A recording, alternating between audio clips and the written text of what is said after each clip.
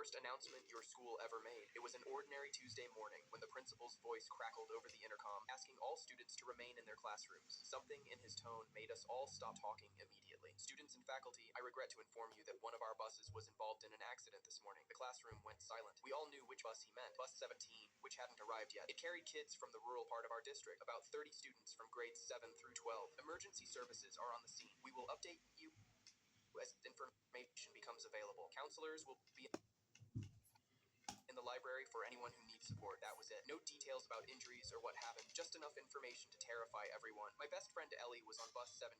I immediately texted her, but there was no response. Social media exploded with rumors. The bus went off a bridge, the driver had a heart attack, there were multiple fatalities. Nobody knew what was true. By lunch, the hallways were filled with crying students. Some parents had already arrived to take their kids home. The principal made another announcement that afternoon, confirming the bus had collided with a truck on the highway. Still no information about casualties. I kept texting Ellie, nothing. When I got home, my mom was glued to the local news. They were reporting that the bus had been hit by a semi-truck that crossed the center line. 15 students had been taken to hospitals. That night, our school's parent notification system sent out a message. School will be in session tomorrow. Crisis counselors will be available. Special assembly will be held at 9 a.m. I barely slept. Ellie still hadn't responded. The next morning, our school felt like a different place. The usual morning chaos was replaced by hushed conversations and red eyes. When we filed into the gymnasium for the assembly, I noticed teachers standing at the doors with class rosters, checking off names. Our principal looked like he'd aged 10 years overnight. He stepped up to the microphone, hands visibly shaking. Yesterday, our community experienced a terrible tragedy, he began. Bus 17 was struck by a truck whose driver fell asleep at the wheel. 14 students and our bus driver, Mr. Reynolds, were injured. He paused, taking a deep breath. And it is with profound sadness that I must tell you that we lost one of our own. Sophomore Elizabeth Chen passed away at the hospital last night from her injuries. Ellie, my Ellie. The gym erupted in wails and gasps. I felt like I was underwater. The sounds around me muffled and distant. This couldn't be real. But then came the announcement that truly shocked everyone. The school board has decided that classes will continue as normal for the remainder of the week. Students who were on bus 17